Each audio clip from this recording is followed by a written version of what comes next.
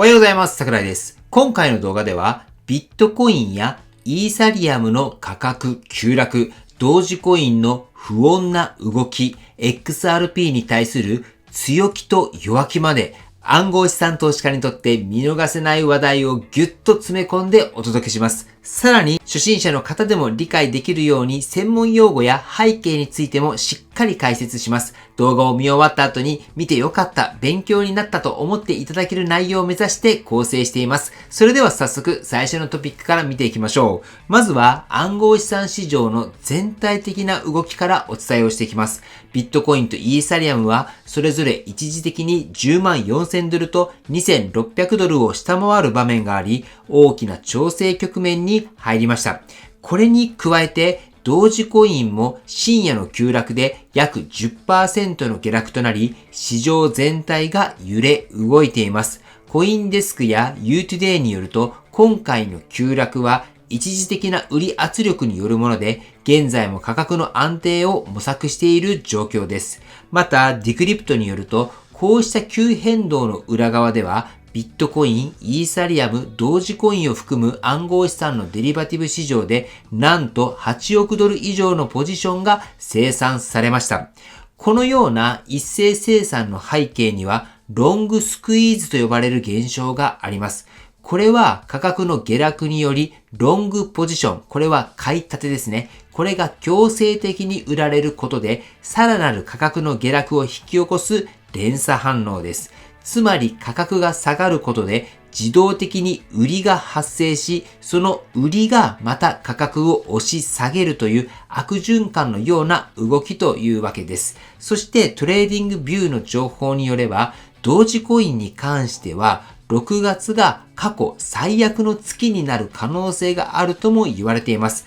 これは過去の統計やチャートの動きから導き出された予測で、今後の展開に一層の注意が必要のようです。このように現在の市場は価格変動だけではなく、ポジションの偏りや投資家心理にも大きく影響を受けています。ここから反発に転じるのか、それともさらに下落が続くのか、次のニュースでもそのヒントとなる材料を見ていきましょう。はい。では続いては XRP に関する注目の話題です。今 XRP をめぐってはまるで真逆の予測が同時に飛び交っている状態となっています。ザ・クリプト・ベーシックによると、ある著名投資家は XRP はまだ1枚も売っていないと発言し、その理由として価格が100ドルに到達する可能性があると語っています。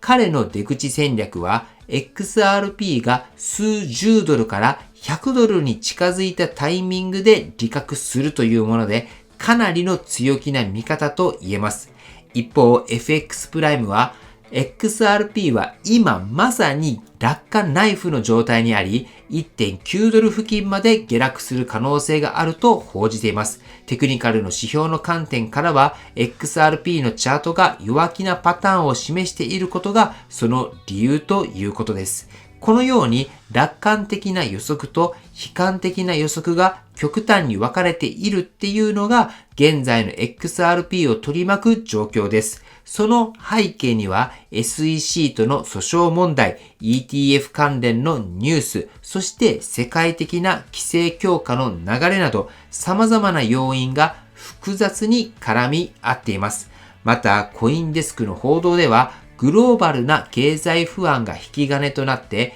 XRP は過去24時間で 6% 近く下落したとも伝えられています。こうしたファンダメンタルズが投資家の心理に大きな影響を与えることは間違いありません。ただし重要なのはどちらの予測が正しいのか、これを決めるということではなく、こうした幅広いシナリオを把握した上で自分のポジションをどう管理するのかという視点です。投資は自己責任と言われますけれども、こういった情報を自分自身が収集し、自分自身がどのようなシナリオで今後動くのかっていうのを考えるっていうのが大切になってくると思います。では続いてはイーサリアムについての注目ポイントを見ていきましょう。今回イーサは一時2600ドルを割り込む場面がありましたが、その後はある程度回復しています。ただこれは単なる価格の上下だけではなく、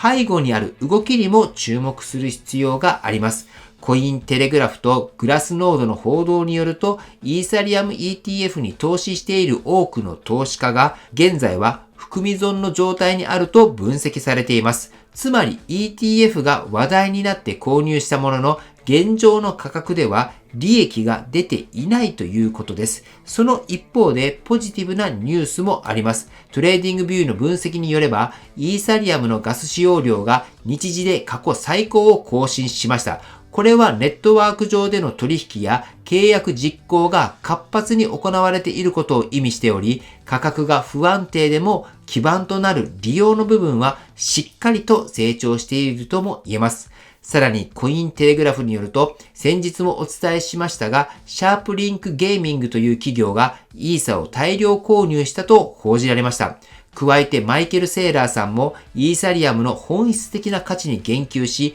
イーサの将来性について前向きな姿勢を示しています。ここで一つ押さえておきたいのは、ガス使用量やネットワークのアクティビティがなぜ重要なのかという点です。これはイーサリアムが単なる投資対象ではなく、スマートコントラクトの実行や DeFi、NFT などの実需に基づいたブロックチェーンだからです。利用されている限り価値があるという見方が根強く存在します。現在は価格こそ不安定ではあるんですけれども、こうしたネットワークの健全性や実需の強さは中長期的には大きな支えとなる可能性があります。短期の値動きに左右されずに全体像を見ることも大切です。ここからは暗号資産市場を取り巻く規制と、その中でも特に注目されているバイナンスの動きについて見ていきます。まず、The Guardian の報道によると、アメリカ証券取引委員会、いわゆる SEC が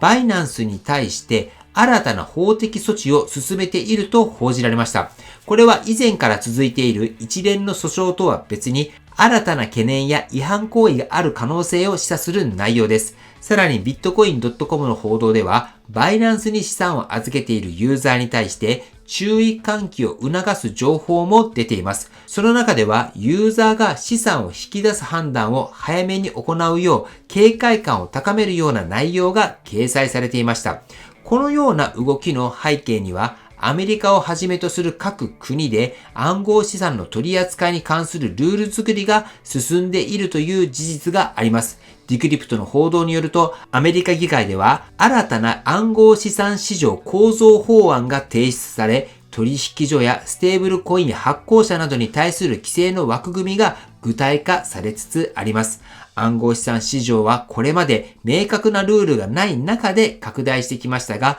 ここに来て国単位での規制整備が本格化しようとしています。このような流れは一部のプレイヤーにとってはリスクである一方で、市場全体の健全化につながる可能性もあります。投資家としては、こうした規制の動きが価格にどう影響するのかだけではなく、取引所やプロジェクトの信頼性をどう見極めるのかという視点も重要になります。特に大きな資産を預けている場合は、情報の信頼性や発行元の確認を習慣化しておくことがリスク管理の第一歩と言えるでしょう。それでは最後に今日の内容をまとめていきたいと思います。ここまで暗号資産に関する最新のニュースを4つのトピックに分けてお伝えしました。最後に今日の内容を簡単に振り返りながら、今後のために意識しておきたいポイントを2つご紹介します。まず、ビットコインやイーサリアム、同時コインの大幅な価格下落が続いていて、市場の不安定さが際立っています。XRP では100ドル到達説と 1.9 ドルまで下落説という両極端な予測が飛び交っており、情報の取捨選択がますます重要になっています。イーサリアムは一時的に価格が下落したんですけれども、ネットワークの利用が過去最高に達していて、実需の強さが明るい材料として注目されています。一方、バイナンスを取り巻く規制や法的な動きは、今後の業界全体にも大きな影響を与えそうです。では最後に、あなたが今すぐ実践できる2つのアクションをお伝えします。1つ目は、感情で売買をしないということです。価格が下がると不安になりますが、今回のように背景を冷静に分析すれば、むしろチャンスや判断のヒントが見えてきます。そして2つ目は、情報源をしっかり選ぶことです。SNS の噂や不確かな情報に振り回されずに、信頼できるメディアや一時ソースを確認する習慣をつけるといいんじゃないかなと思います。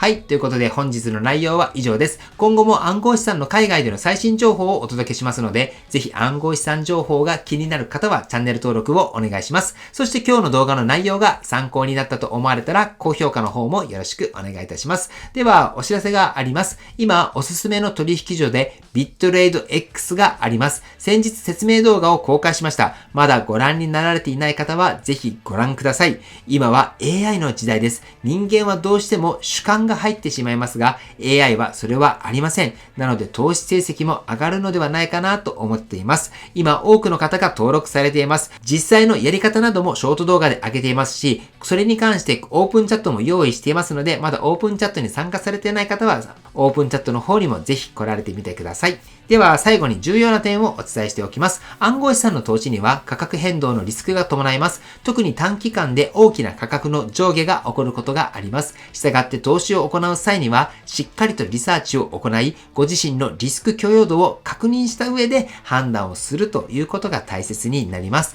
投資は自己責任で行うものであり、他の人の意見や情報に左右されず、ご自身で納得してから行うようにしましょう。この動画はあくまで情報提供を目的としていますので、最終的な投資判断はご自身で行っていただくようよろしくお願いいたします。では本日も最後までご視聴していただきありがとうございました。